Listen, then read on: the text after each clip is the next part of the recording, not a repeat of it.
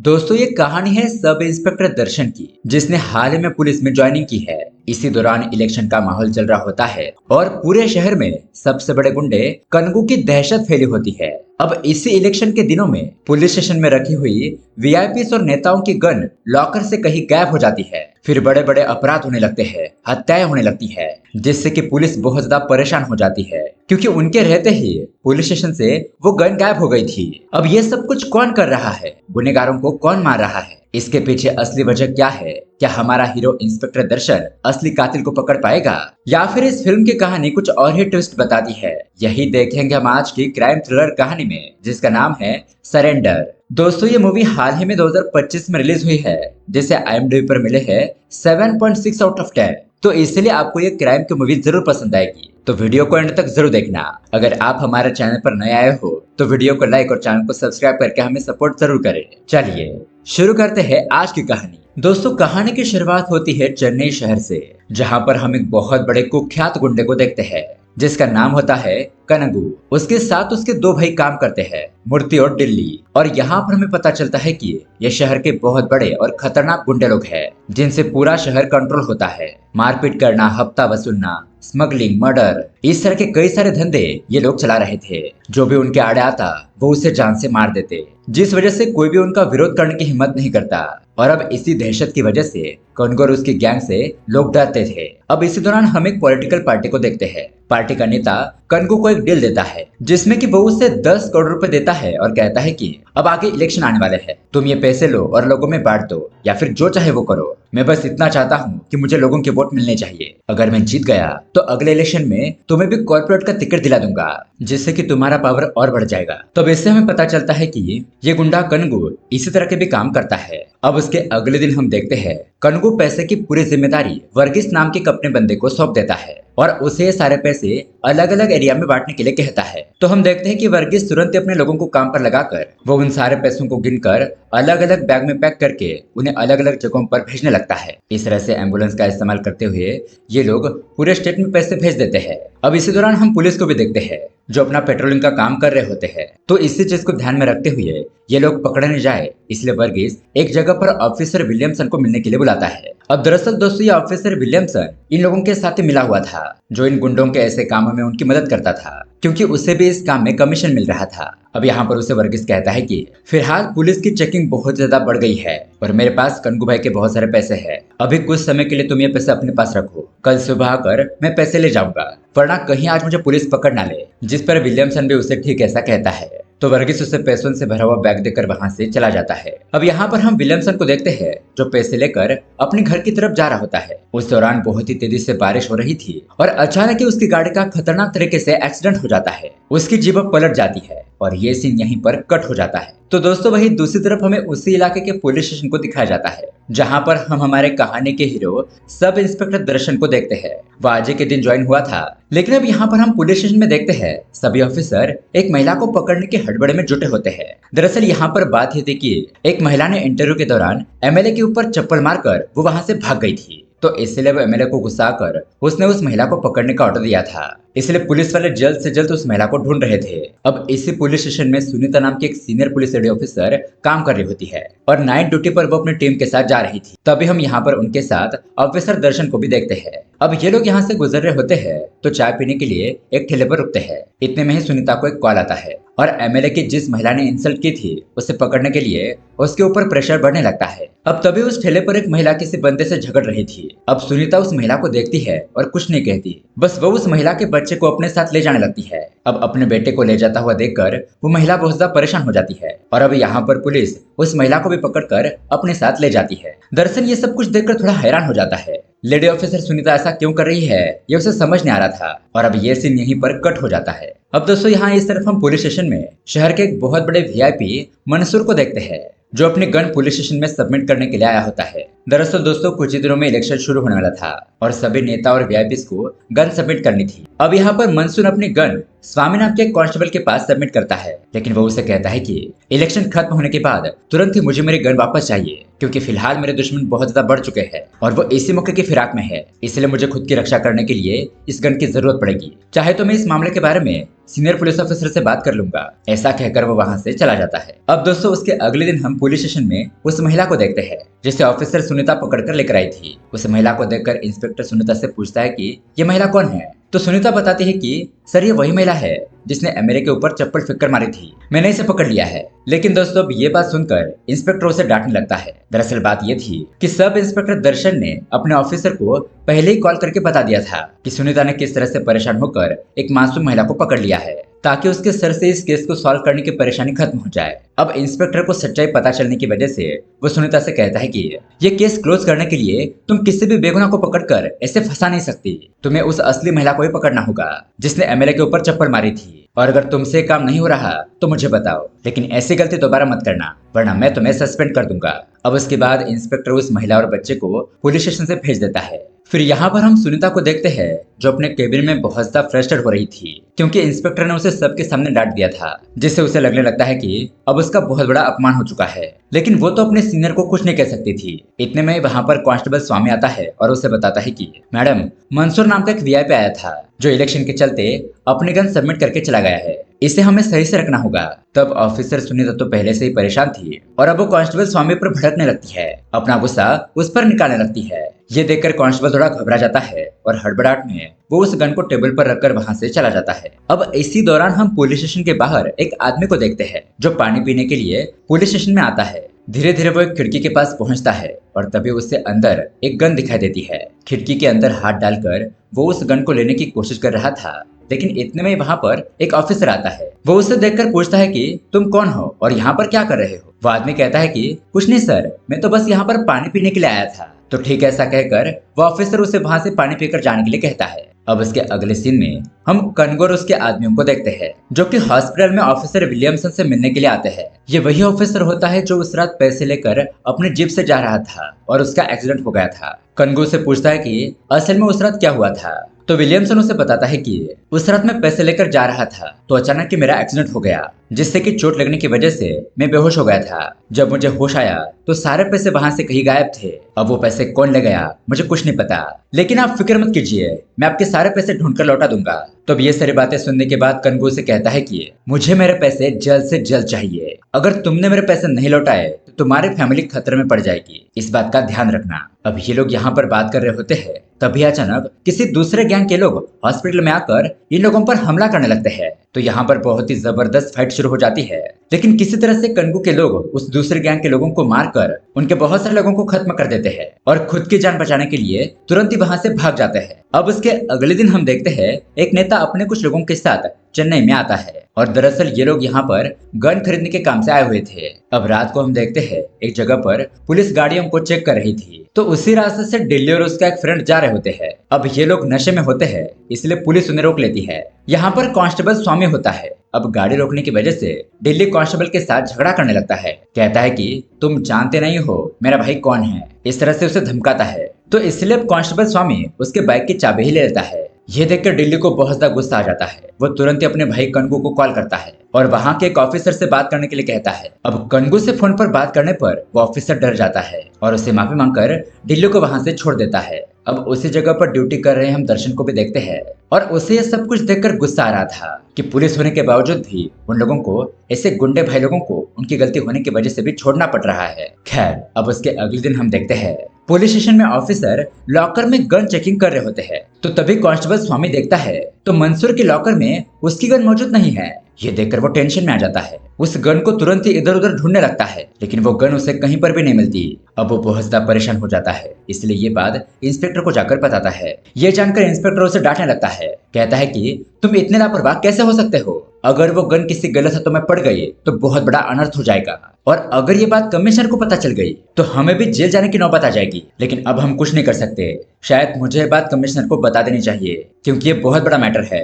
उस गन से कोई कुछ भी कर सकता है। लेकिन तभी वहां पर मौजूद ऑफिसर दर्शन सीनियर ऑफिसर से कहता है कि सर, ऐसा मत कीजिए, हमारे कांस्टेबल स्वामी अगले 3 महीने के बाद रिटायर होने वाले हैं। और उनकी गलती की वजह से वो गन लापता हुई है, इस बात से सारा इल्जाम उनके ऊपर आ जाएगा, जिससे कि उनकी नौकरी तो चली जाएगी, साथ ही रिटायरमेंट के बाद मिलने वाली पेंशन भी उन्हें नहीं मिलेगी। इसलिए फिलहाल हमें इस बात को किसी को भी नहीं बताना चाहिए, क्योंकि इलेक्शन तो खत्म होने के लिए अब 3 ही दिन बचे हैं। तब तक हम उस गन को ढूंढने की कोशिश करते हैं। अब ऑफिसर दर्शन की ऐसी बातें सुनकर ऑफिसर उसे कहता है कि तो ठीक है, फिर तुम्हें उस गन को ढूंढना शुरू कर दो। तो दर्शन भी तुरंत ही अपने काम पर लग जाता है। वो कांस्टेबल स्वामी को बाहर ले जाकर पूछता है कि थोड़ा ध्यान से याद करने की कोशिश कीजिए, आपने वो गन कहाँ रखी थी। अब कांस्टेबल के बहुत ज्यादा सोचने पर वो बताता है कि सर, मुझे इतना याद है कि मैंने वो गन किसी टेबल पर रखी थी, उससे ज्यादा मुझे कुछ याद नहीं आ रहा। अब यहाँ पर क्या हुआ था ये पता करने के लिए दर्शन तुरंत ही सीसीटीवी फुटेज चेक करने लगता है। अब उस पुलिस स्टेशन के एरिया का सीसीटीवी फुटेज देखने पर उन्हें वहाँ पर एक संदिग्ध आदमी दिखाई देता है, जो पुलिस स्टेशन में आकर खिड़की से झांक रहा था।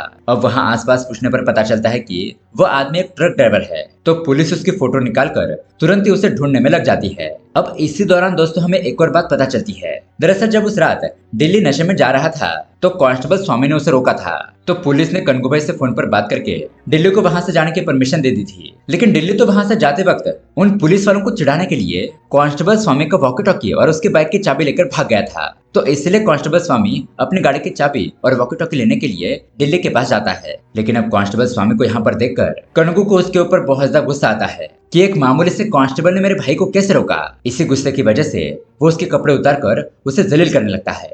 तभी वहां पर बाकी के पुलिस वाले भी पहुंचते हैं और कनगू भाई से कहते हैं कि सर, आपके बारे में कांस्टेबल स्वामी को पता नहीं था, वो आगे से ऐसी गलती नहीं करेगा, प्लीज उसे छोड़ दीजिए। इस तरह से अब माफी मांगने पर कनगू उसे छोड़ देता है और पुलिस वाले कांस्टेबल स्वामी को लेकर वहां से जाने लगते हैं। अब उसके बाद हम देखते हैं कि सबके सामने जलील होने की वजह से कांस्टेबल स्वामी बहुत ज्यादा दुखी रहने लगता है, क्योंकि पुलिस वाला होने के बावजूद भी वो उन गुंडों के खिलाफ कुछ भी नहीं कर पा रहा था। अब रात को हम देखते हैं सभी पुलिस वाले एक जगह पर बैठकर ड्रिंक कर रहे होते हैं।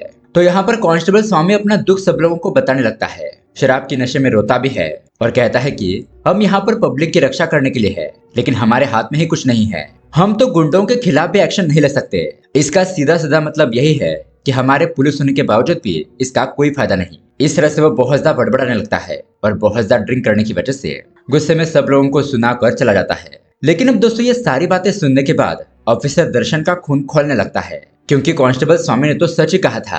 अब ऑफिसर दर्शन गुस्से में उस दिल्ली के अड्डे पर जाने के लिए निकलता है। यहाँ पर हम दिल्ली को देखते हैं जो बस के अंदर अय्याशी कर रहा होता है, लेकिन तभी अचानक वहां पर दर्शन पहुंचकर उसकी अच्छी तरीके से कुटाई करता है। उनके बीच में बहुत ही जबरदस्त हाथापाई होती है, जिसमें कि दिल्ली बहुत ज्यादा जख्मी हो जाता है। अब उनकी इस लड़ाई की आवाज बाहर मौजूद दिल्ली के कुछ आदमियों को सुनाई देती है, तो वो लोग उस तरफ आने के लिए निकलते हैं और दर्शन यहाँ पर खुद को बचाने के लिए वहां से भागने लगता है। रास्ते में उसे कोई रिक्शा मिलती है तो वो उसके अंदर बैठ जाता है। अब दिल्ली के गुंडे तो गुस्से में उसे पकड़ने की कोशिश कर रहे थे, लेकिन वो उनके हाथ नहीं लगता और दिल्ली को किसने मारा था ये उसका चेहरा भी देख नहीं पाते। अब यहाँ पर हम देखते हैं कि दिल्ली को बहुत ही जबरदस्त तरीके से मारने पीटने की वजह से वो तो सीधा कोमा में ही पहुंच जाता है। फिर जब ये बात उसके भाई कनगू को पता चलती है तो वो तो तुरंत ही दिल्ली को देखने के लिए हॉस्पिटल पहुंचता है। बेड पर पड़े हुए अपने भाई की ऐसी हालत देखकर कनगू बहुत ज्यादा गुस्से में आ जाता है। वो तुरंत ही अपने आदमियों को ऑर्डर देता है कि जिसने भी दिल्ली की यह हालत की है उसका जल्द से जल्द पता लगाओ और उसे पकड़कर जिंदा या मुर्दा मेरे पास लेकर आओ। खैर, अब इसके अगले सीन में हम देखते हैं कि वर्गीस ताश के पत्तों का खेल खेल रहा होता है और तभी वहां पर उसे ढूंढते हुए कनगू पहुंच जाता है। वो उसे पकड़ता है और उसकी कॉलर पकड़कर पूछता है कि बताओ मेरा पैसा कहाँ है। अब पहले तो वर्गीस किसी तरह से बहाने बनाने लगता है, लेकिन फिर कनगू उसे जान से मारने की धमकी देता है। तब जाकर वो बताता है कि उस रात जब उस पुलिस ऑफिसर विलियमसन का रास्ते में एक्सीडेंट हुआ था तब उसने मुझे कॉल किया था। मैं उसकी मदद करने के लिए वहां पर तुरंत ही पहुंच गया।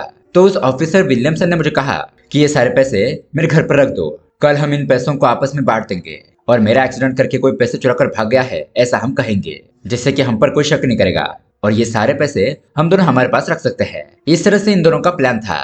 तो वर्गीस उसी तरह से बैग लेकर विलियमसन के घर पर रख देता है। फिर अगले दिन जब वर्गीस विलियमसन के घर पर जाता है तो वो पुलिस ऑफिसर विलियमसन उसे पैसे देने से मना कर देता है। उसे अपने घर में लॉक करके अकेले ही सारे पैसे लेकर भाग जाता है। अब यहाँ पर यह गद्दारी की बात सुनने के बाद कनगू बहुत ज्यादा गुस्सा हो जाता है। वो चाकू लेकर वर्गीस का गला ही काट कर उसे जान से मार देता है। ये देखकर वहां पर मौजूद सभी लोग बहुत ज्यादा डर जाते हैं और वहां से भाग जाते हैं। अब दोस्तों जैसा कि हमें पता है गुंडे कनगू को पता चल गया था कि उसके सारे पैसे ऑफिसर विलियमसन के पास है और वो तो बस उसके सामने भोला बनने का नाटक कर रहा है। इसलिए कनगू उस विलियमसन की बेटी को ही किडनैप कर लेता है। फिर वो उसे कॉल करता है, धमकाते हुए कहता है कि विलियमसन मुझे सारा सच पता चल चुका है, कि मेरे पैसे तुम्हारे पास ही है, अब मुझे मेरे पैसे लौटा दो, वरना मैंने तुम्हारी बेटी को किडनैप कर लिया है। तुमने मेरा पैसा नहीं लौटाया तो अपनी बेटी को भूल जाओ, मैं उसे खत्म करके उसकी लाश तुम्हारे घर पर भेज दूंगा। अब ये बात सुनकर विलियमसन बहुत ज्यादा डर जाता है। वो उसी हालत में कनगू के अड्डे पर पहुंचता है। विलियमसन कनगू से कहता है कि प्लीज मेरी बेटी को छोड़ दो, उसका इसमें कोई भी कसूर नहीं है। तो कनगू कहता है कि पहले मेरे 10 करोड़ रुपए लाकर दो, वरना मैं तुम्हारी बेटी का वो हश्र करूंगा जिसका तुम अंदाजा भी नहीं लगा सकते, और फिर उसे मार भी दूंगा। अब ऐसी बातें सुनने के बाद विलियमसन भी भड़क जाता है। वो उसे कहता है कि तुम ऐसा कुछ नहीं कर सकते, अगर मुझे और मेरी बेटी को कुछ हुआ तो सारे पुलिस वाले यहाँ पर आकर तुम्हें गिरफ्तार कर लेंगे। और अब इसी बात पर उन दोनों में झगड़ा होने लगता है, और इसी हाथापाई के दौरान कनगू उस ऑफिसर विलियमसन को जान से ही मार देता है। अब इसी दौरान हम हॉस्पिटल में देखते हैं, जहाँ कनगू के भाई डिल्ली का इलाज चल रहा होता है, लेकिन ट्रीटमेंट के दौरान डिल्लू की मौत हो जाती है। अब जब ये बात कनगू को पता चलती है तो वो बहुत ही ज्यादा दुखी हो जाता है, क्योंकि वो अपने भाई से बहुत ज्यादा प्यार करता था, लेकिन अब वो उसे छोड़कर जा चुका था। ये देखकर उसका गुस्सा तो 7वें आसमान पर पहुंच जाता है। वो सोचने लगता है कि आखिरकार उसके भाई डिल्लू को कौन मार सकता है। तो सबसे पहले उसका शक उस कांस्टेबल स्वामी के ऊपर जाता है, क्योंकि पिछली बार उन दोनों के बीच में बहस हुई थी, इसलिए अब वो कांस्टेबल स्वामी को किडनैप कर लेता है। उसके बाद हम ऑफिसर दर्शन को देखते हैं और उसे पता चलता है कि कनगू के गुंडे लोग कांस्टेबल स्वामी को किडनैप करके ले गए हैं, इसलिए वो तुरंत ही कनगू के अड्डे पर पहुंच जाता है। अब यहाँ पर वो कांस्टेबल स्वामी को छुड़ाने के लिए आया था, तो कनगू और उसके लोगों के साथ उसकी फाइटिंग होने लगती है। और दोस्तों ये फाइटिंग का सीन बहुत ही जबरदस्त था।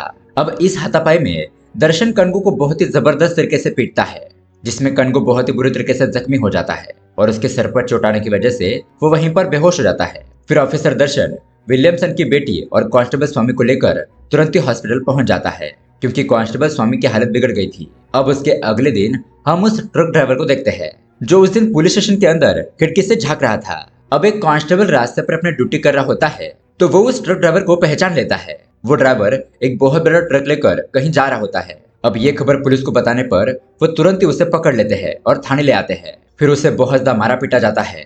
तो पुलिस उसे पूछती है कि बताओ, उस दिन तुम पुलिस स्टेशन में ताका-ताकी क्यों कर रहे थे? तो बहुत ज्यादा मार खाने के बाद वो ट्रक ड्राइवर बताता है कि उस वक्त वो पुलिस स्टेशन में पानी पीने के लिए आया था, लेकिन मुझे वहां पर गन दिखाई दी तो मैं उसे खिड़की से लेने की कोशिश की, लेकिन तभी वहां पर पुलिस ऑफिसर आ गए थे, इसलिए मैं वो गन नहीं ले पाया और वहां से भाग गया। इससे ज्यादा मुझे कुछ नहीं पता। अब पुलिस वाले उसके ट्रक को चेक करते हैं, तो वहां पर उन्हें बहुत सारी गन्स मिलती है, जिन्हें सप्लाई करने का वो काम करता था, इसलिए उसे गिरफ्तार करके जेल में डाल दिया जाता है।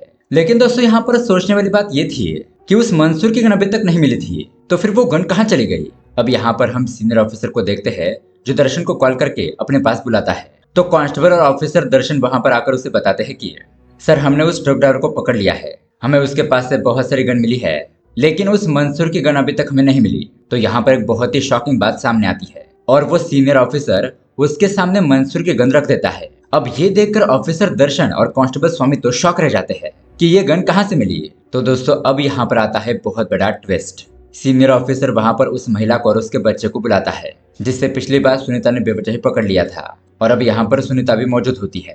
सीनियर ऑफिसर उस बच्चे को अपने पास बुलाता है और जो हुआ था वो बताने के लिए कहता है। वो लड़का बताता है कि कुछ दिन पहले हम इस इलाके में खेल रहे थे, तो हमारी बॉल पुलिस स्टेशन के कंपाउंड के अंदर आ गई थी, और उस बॉल को लेने के लिए मैं अंदर आ गया था। तब मुझे टेबल पर गन दिखाई दी, तो मैं उसे खिलौना समझकर लेकर भाग गया। 2-3 दिन बाद जब ये बात मेरी माँ को पता चली कि ये तो सचमुच की गन है जो पुलिस के पास होती है, तो उसने ये गन तुरंत ही पुलिस स्टेशन में आकर दे दी। तो इस तरह से इन लोगों को मंसूर की गन मिल जाती है। अब सच पता चलने के बाद ऑफिसर उस माँ बेटे को जाने के लिए कहता है, और अब ये सब कुछ सुनीता ने वहां पर देख लिया था। फिर दोस्तों हम देखते हैं कि जब वो सीनियर ऑफिसर उस गन को गौर से देखता है, तब उसे पता चलता है कि ये गन तो लोडेड है, और कोई भी जब गन को सबमिट करता है तो वो पूरी तरीके से खाली होती है। लेकिन फिलहाल ये गन लोडेड है, इसका मतलब इसके पीछे जरूर कोई है, क्योंकि वो छोटा बच्चा तो इस गन को लोड नहीं कर सकता। अब उस सीनियर ऑफिसर को शक हो जाता है कि ये काम उसके डिपार्टमेंट से ही कोई कर सकता है, किसी को फंसाने के लिए, या फिर उस कांस्टेबल स्वामी को, या फिर उस सीनियर ऑफिसर को ही। इसलिए सीनियर ऑफिसर तुरंत ही पुलिस स्टेशन में काम करने वाले सभी ऑफिसर्स को इकट्ठा एक जगह पर बुलाता है। अब वो यहाँ पर उनसे कहता है कि मुझे पता चल चुका है कि ये गन तुम में से किसी ने अगवा की थी, और जानबूझकर इस गन को ऐसी जगह पर रखा था जहां से इसे कोई भी आसानी से चुरा सके। अब ये जिसने भी किया है वो सीधे तरीके से अपना गुनाह कबूल कर लो, वरना मुझे जिसके ऊपर शक हो जाएगा मैं उसे सस्पेंड कर दूंगा। अब ये बात सुनने के बाद हम देखते हैं कि वहां पर मौजूद एक कांस्टेबल घबरा जाता है और सस्पेंशन की बात सुनकर वो सब कुछ सच्चाई बताने लगता है। और दोस्तों यहाँ पर हमें एक बहुत ही शॉकिंग बात पता चलती है। दरअसल ये सब कुछ उस लेडी पुलिस ऑफिसर सुनीता ने किया था और ये कांस्टेबल उसका खास आदमी था जो उसके साथ मिला हुआ था। दरअसल ऑफिसर सुनीता ने ऐसा इसलिए किया क्योंकि सीनियर पुलिस ऑफिसर ने उसकी सबके सामने बेइज्जती कर दी थी। इसीलिए वो अपने सीनियर ऑफिसर से इस तरह से बदला लेना चाहती थी कि उसके बारे में किसी को पता ना चले। और उसने गन इसलिए छुपाई थी क्योंकि अगर ये गन सही समय पर ना मिलती और जब ये बात कमिश्नर को पता चल जाएगी तो वो तो सीनियर ऑफिसर को तुरंत ही सस्पेंड कर देंगे, जिससे कि सुनीता के अपमान का बदला पूरा हो जाता। अब यहाँ पर हमें पता चलता है कि कांस्टेबल स्वामी ने उस गन को लॉकर में तो रख दिया था, लेकिन वो उस लॉकर को अच्छी तरीके से लॉक करना भूल गए थे और इसी मौके का फायदा उठाते हुए उस दूसरे कांस्टेबल ने वो गन चुरा ली थी और उसे सुनीता के टेबल पर रख दिया था।